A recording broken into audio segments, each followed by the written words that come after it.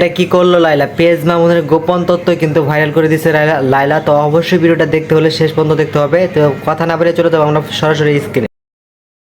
কিশোর gang 143 গ্রুপের leader Prince Mamun. সে মাদক, সে নারী কেলেঙ্কারি, বিদেশে নারী পাচারকারী, টিকটকের আড়ালে এইসব জিনিস সে করে আসতো এবং তার গ্রুপ করে আসতো।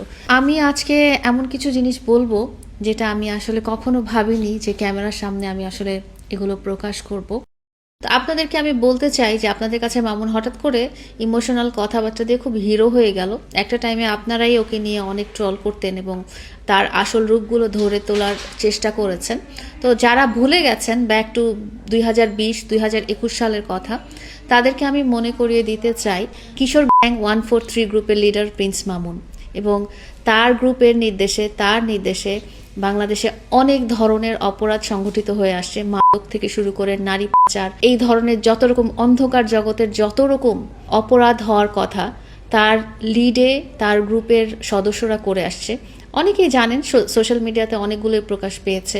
এর মধ্যে খন্দকার বাড়ির মধ্যে দুই কিশোর গ্যাংয়ের মধ্যে মারামারি, দিয়াবাড়িতে 2 কিশোর গ্যাংয়ের মধ্যে মারামারি, রংপুরে মারামারির ঘটনা এবং ফাইনালি 2021 সালে প্রিন্স মামুনকে যখন র্যাব জিজ্ঞাসাবাদ করার জন্য তার বাসায় এসে তাকে নিয়ে যায় এবং ডিবিতে যে সে মুচলেখা দিয়ে আসে, সে বারবার অপরাধ করে, তার গ্রুপ বারবার অপরাধ করে, তার সংগঠন কিশোর সংগঠন যেটা বলে, কিশোর গ্যাং যেটা বলে। প্রিন্স মামুনের কিশোর গ্যাং কিন্তু অনেক শক্তিশালী, এটা হয়তো আপনারা অনেকেই জানেন না, আমিও প্রথম জানতাম না।